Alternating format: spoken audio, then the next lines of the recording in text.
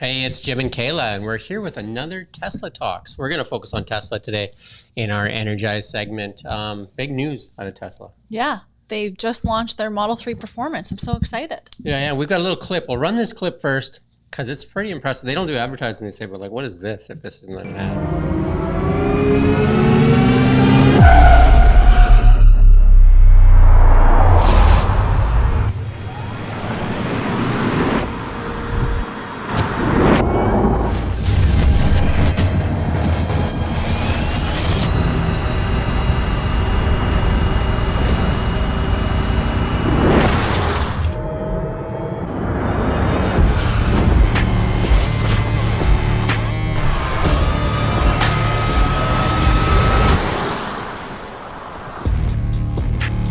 It's beautiful.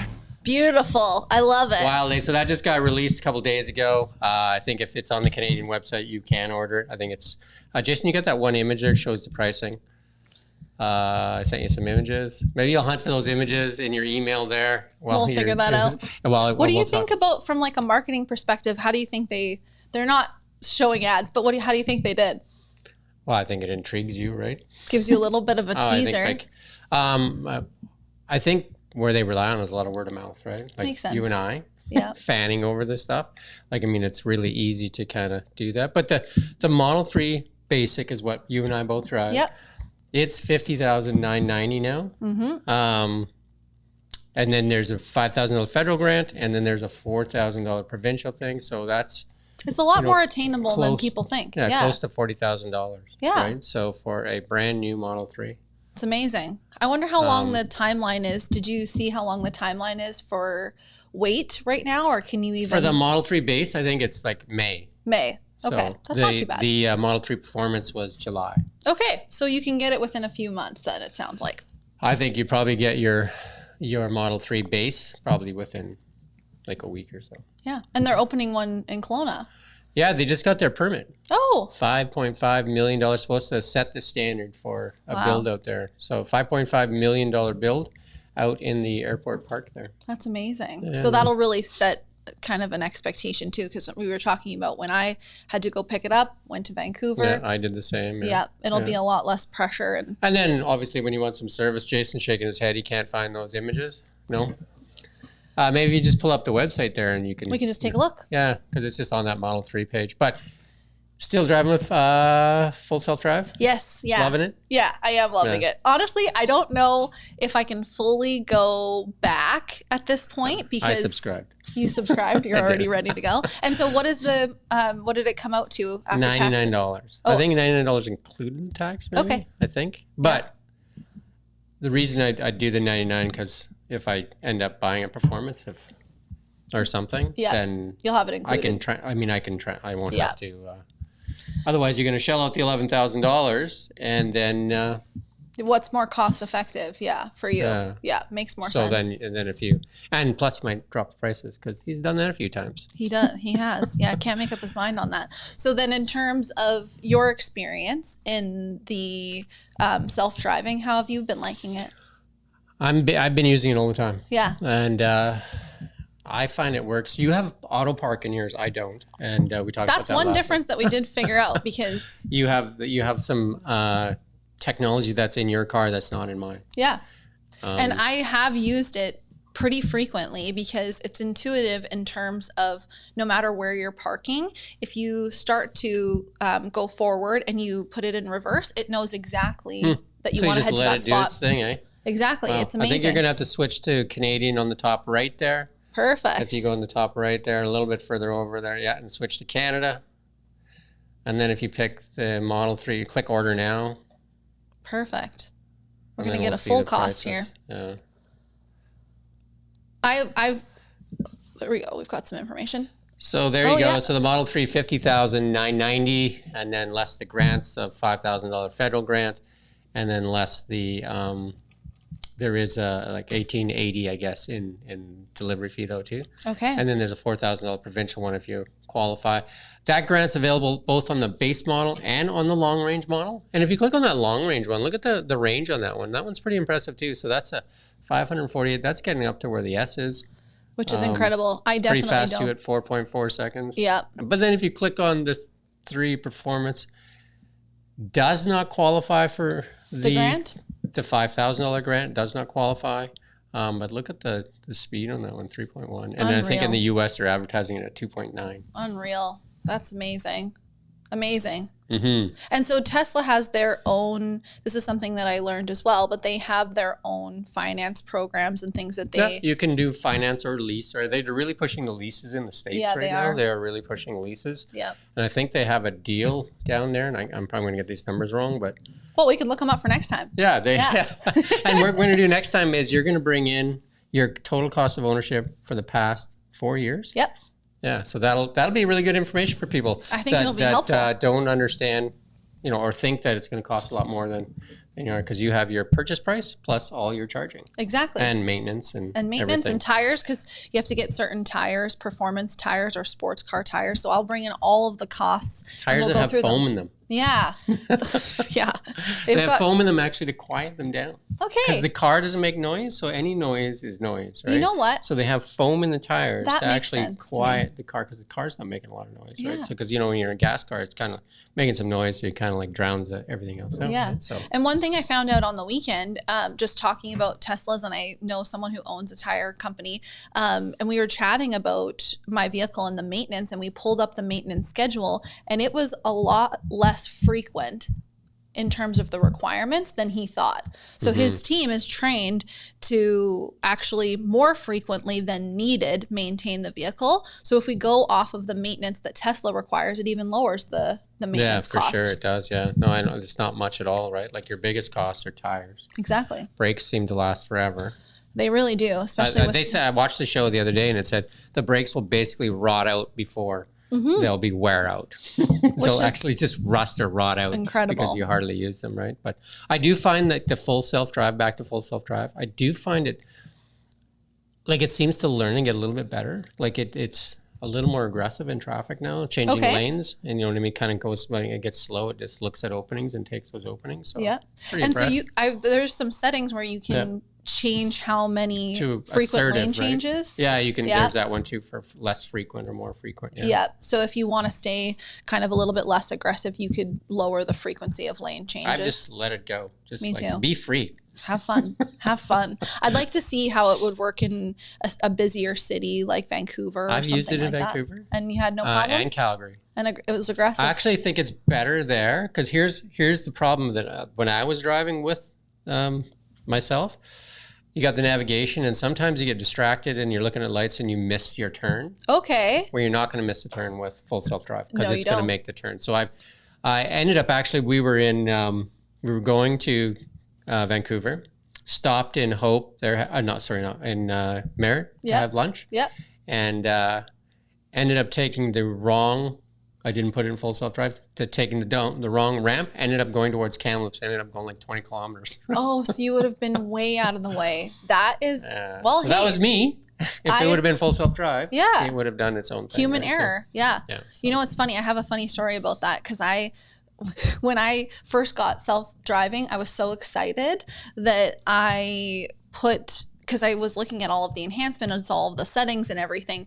I was in the Tim Hortons drive-through and I was so excited, and I was talking to my dad on the phone that I nearly forgot to roll down my window to talk to the person to make my order. Yeah, I'm so excited. I'm talking to him and I'm like, oh, wait, no, I have to go back and order. Hold on 1 second. And I had to, it was a panic, but it was amazing. Talk to the car just you're so excited. Why didn't you order? Wait, don't you know I like my Steve tea? Yeah. Yeah, no, it's been great. And then I think they just got approval in China too. Amazing. For theirs, so I think that'll get a lot more miles booked. And if you go look at a chart for Tesla, it shows like the amount of full self-drive miles it's logging, millions of miles and stuff like that. So I love it. Crazy. I'm so excited. Yeah. And so in terms of the new features of the Model 3 Performance, what are you most excited about? Well, I think that it has a different interior. Like it has even the Model 3 base, the new Model 3 base, I guess they code-named Highland or whatever. Yep. Has that screen in the back for people if they're watching YouTube or whatever they want to do. And seats are heated and cooled.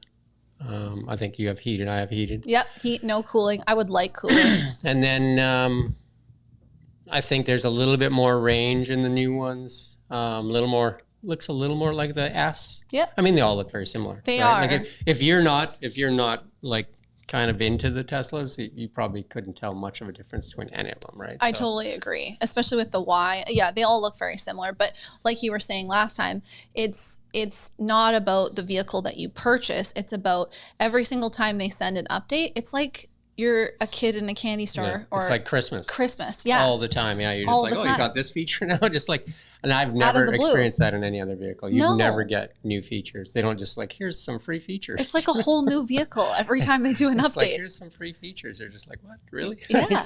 and obviously, like, it's a very fast computer. It is. Like, it's a very fast computer. It's faster in the than car. you are. Yeah, and I mean, Right? it calculates like navigation. In my truck and that, I never really used voice command because it was really kind of clunky. I did try that, Yeah. by the way. And it works. And I even tried to speed up my speech and only say the address, and it's extremely accurate. So I've been using that now. It's just so fast and so accurate. It's really good, right? So Yeah. um, And it's affordable. I feel and like it's people forget no, that. I think that's Yeah. the big thing on it is not having to go to the gas station, right? Oh, it's amazing. Yeah, so that's going to be an interesting show. Kayla's going to show us her cost and all the costs related to her car over 4 years. And then there was a study, I think, put out by Auto Trader too, and Tesla ranked at the lowest cost of ownership too. Right? Amazing. And, yeah. And we can dive into those costs. Yeah, because the maintenance costs are very low in most EVs. I know that some of the legacy automakers are trying to like say, oh, you got to come in for this service, and like how they do that. And, Maintenance, yeah. yeah. One other cost that I was thinking about and I haven't had this experience, and maybe you have, but I have heard that if you have something go wrong that's covered under warranty, like let's say the window, for example, isn't Doesn't going go all the way down. down, yeah. So I've heard, and I've had a friend have this experience, but their Model 3, their window wasn't going down properly. So they had the guy come from Vernon because he's Check out there, Yep. And he came right to Their house. the house and did the maintenance, all of it. And he just ordered it through his app. Didn't even need to be there. Didn't even need to open the Yeah, 'cause car. they can open the car. Exactly. Exactly. Crazy. So as long as you have someone who's approved through the app to do the service, it saves you time. So That's I really amazing. like that. Yeah. No, there's so many, I guess, benefits to owning these cars. And people don't think about all of those extra benefits. I did see something on the. It was a guy I follow, Electric Viking, and he said in Australia they've changed it to if you park in a electric car charger, Okay. because they're calling it icing because a lot of people are mad at the EV thing, and so they're parking in EV charging stalls, Oh, okay. and you're yes. getting like a $50 fine, and they're just think that's enough to make people angry or whatever. Yeah, because new construction now you have to have a certain amount of EV stalls and Right, things like so that. I think it's a $30 or $2,200 fine to park in an EV stall in Wow, Australia now. So unreal. yeah. I wonder if they have that. They must have had that problem pretty frequently.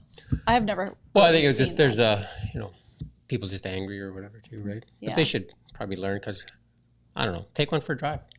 See if you like it. And That's what I did on my birthday, and then On your birthday, I yeah. owned one. Now, yeah, I did it for my birthday, but yeah, if the 50,000 down to almost 40 for a new one is too much, the used market is getting really good. There's It is. a lot of really good used ones out there, and I just want to say if you're looking at a used one, any EV for that matter, in British Columbia, there's no tax, right? So when you're looking at that price, it's the all-in price, right? So, yeah. And I was as long as you're not buying from dealer, you buy it privately. If you buy it from a dealer, it's 5% GST. Yeah. And I was thinking about, just as you were speaking there, with the used car market, Tesla also has a buyback program and has that program where you can actually have Sell Tesla. your car back too, yeah. Exactly. So Yeah. there's lots of benefits, but hey, we're a little bit biased, aren't we? I went down there to see if they had I was in Surrey, and I went down there to see if they had a Model 3 Performance. I just wanted to see it because we were down there already. Yep. Nothing in stock, but they didn't have a Cybertruck there either. So So they're still working on it. I think the Cybertruck was in the Richmond, because there's Oh, two that's locations too bad. down in the Lower Mainland now. Yeah, that's right, too so- bad. I'd really like to see one of those. Haven't seen one I've on been the in road. one. I sat Yeah? in one. Yeah, I just sat in it at the car show. Have you seen one on the road at all? in all your I haven't. travels? Somebody's seen one in Vernon though. Really? There was one in Vernon. And the guy in Vancouver I talked to that does, they sell a lot of Tesla parts, like aftermarket parts, and they do a lot of wraps. He said he's wrapped several from Seattle. Okay. Because it's way cheaper for the Americans to come up here and get a wrap done. Okay. Do you know if the Model 3 Performance comes with tint now? I don't know. Okay, because that was something that I had to do aftermarket too, but someone told me that they might be starting to roll out some of them with tint, so. They are double painting the glass though. That's exciting. So it's super quiet in them. Of course, well, it's already And then they do quiet. have, in the Performance one, they do have some fancy race car seats or whatever, right? Oh, yeah. Oh, what do you feel about the steering wheel? Which one? The yoke steering wheel. My wife has that. Do you like it? I would go without. Okay, interesting. I feel like a It's lot unique. of people. I'd go out though, right? Because Yeah. you lose it kind of when you're turning. Right? Yeah. Well, I was thinking because it's basically shaped kind of like a U in a sense. Yeah, it's right? more like an airplane, right? Exactly. Yeah. Yeah. I think in the Cybertruck, it's still a kind of a round wheel, but it has a flat top and bottom. Okay. And I think that's the shape so it has the two flat top and bottom, but it's more of a still roundish. I feel like I would like that. Yeah. So and it's the Cybertruck is by wire. Oh. So there's no steering column. It's like a jet. Like, so it's all computer based, right? That's unreal. So at slow speeds, you barely have to turn the wheel to do sharp turns, and at higher speeds, it's less sensitive, right? So it's all computer controlled. That's amazing. And the technology, hey? You just can't go wrong. Yeah, we're a couple of fans. Fangirl, fanboy. Can you think of anything that's on your con list that would drive you away from it? Oh. I think the only thing that I would say is I would probably look at a different model. Like if my range, my premium one would be like if I had a choice, like I'd get it today, I'd buy the Cybertruck. Makes sense. Definitely. Yeah. Just because it's the utility factor, because of our family, we don't have a truck really now. So we Yeah. do have a Toyota truck, but like I think the Cybertruck would be my ideal. The X is obviously your ideal. Well, yeah. I mean, that's my dream car. But in terms of kind of like the cons that would drive me away, I would say that the only thing that I could think of is, range would be something for me. And then also I would like more frunk space. I'd like more frunk space, but hey, what can you do? It's handy though. Like I put all my golf stuff in there. Exactly. Right? Do you know what I mean? Like, so it's like, because you don't usually get that much Two space, trunks. right? And that X has huge space. Like their frunk is way bigger. Okay, so you're saying if I buy the Model X, the it X solves has my like, problem. and then plus it has like, you flip this, if you got 7 passenger seating, you can flip those seats down. And then you could sleep in the X, right? Like it has you can camp in it. Mode. Glamping, yeah. It has camping mode. Well, it you do dog too, though. mode. You do too. Yes, yeah. Well, I'm not sleeping in my car, so thank God. But it does have dog mode and mom mode. And mom. You left your mom in there. Yeah, I left my mom in the car, and I turned it on dog mode, and the AC turned on, and she saw the screen, but she was confused because she's like, I don't know what's happening. Yeah, most people don't understand that. You can actually leave that car. Like if you go camping, you can plug it into the campsite, and you can run the climate to be like a perfect 22 degrees the whole time you're in the car, which is amazing. Whether that's heating or cooling at night, it'll do either or, right? Yeah, and you turn the fireplace on. Oh, that's so romantic. You can turn the fireplace on. You can watch the fireplace and enjoy your. I think a lot of people are using Model Ys or X's for that, for sure, right? But I guess you could do it in a 3 because your seats go down too, right? Yeah, I could see that. Well, I've seen commercials and things on, and not from Tesla, but just in terms of just like add-ons that you can get. And so I've seen that online, and they have full-on like comfortable mattresses that fit the everything exact, is kind of like for like made laser cut for that, yeah. And I guess the only other thing I really do like, and some people don't mention this, but in the back seat on the floor, there's no bump in the center. It's a flat floor. I find that that's actually quite nice for passengers. Oh, it's super nice. Like in the Cybertruck, as a passenger, if I had to pick a seat, other than shotgun in the front, would be the middle seat. Yeah. So it's so wrapped, and you can see like through the windshield, and of course you got the panoramic ceilings and stuff like that, and it's pretty wild. One thing I really do like about the 3, having driven the S and the X, and I like how nimble it feels. You know what I mean? Like it feels very nimble. It does. It's small, compact, yet very nimble. Plus, it's not that small. Like when you compare it to small cars, right? So, I feel like when I sat in the Model Y versus the Model 3, my preference is the Model 3 over the Model Y, just in terms of comfortable seats. And, the back seat's a little bit more comfortable for passengers in the Model 3, in my opinion. Mm-hmm. How do you feel? Yeah, I think so too. Like it just seems like I've sat, I don't think I've ever driven a Y, but I've sat in quite a few. And just a little bit more compact so that they get more. Yeah, the 3's more sporty though too, right? It feels sporty. Like it feels like a sports car. It does feel like a sports car. And that's why that Model 3 Performance, I think even they're saying that Model 3 Performance may, or whatever, like have people not choose a Model S Plaid. I could totally see that. Yeah. Just because you can buy 2 Model 3 Performances for one Model S Plaid. Then you have them for the whole family. Yeah, you know what I mean? Like, but you could buy yourself a different, or use that money for something else. Exactly. Instead of having more cost effective. Because the Model 3 Performance is will beat most production cars, right? Totally. So, yeah. If that's what you're going after, right? Yeah. So. And there's not really many cons. I can't really think of that many. Other than when you go on longer trips and it's in the winter time, like I do lose. Yeah, you do lose some range for sure. You have to charge more frequently. But other than that, I've driven to Calgary and Vancouver in the winter. So yeah. And I'm going to bring in the cost next time on the charging in the winter versus the summer, because now I have 4 full years of that, so we can bring that in and I can talk about the price difference. And different superchargers are different prices, because in Calgary downtown, 60 cents a kilowatt. Oh, okay. So and then in Richmond is 19 cents a kilowatt. So. Okay, and I've heard that they also have a little bit of a difference in terms of you definitely want to prepare your vehicle to go into precondition. Because it'll be, if you just say navigate to near supercharger, it'll prep the battery for when you get there. And that's more cost effective as well. Yeah, because it'll charge faster too. Exactly. So, yeah, makes sense. So that's been this episode. Thank you for having me. Next time, we're going to go through all of your data. Sounds good. And thank you for watching Kelowna Now.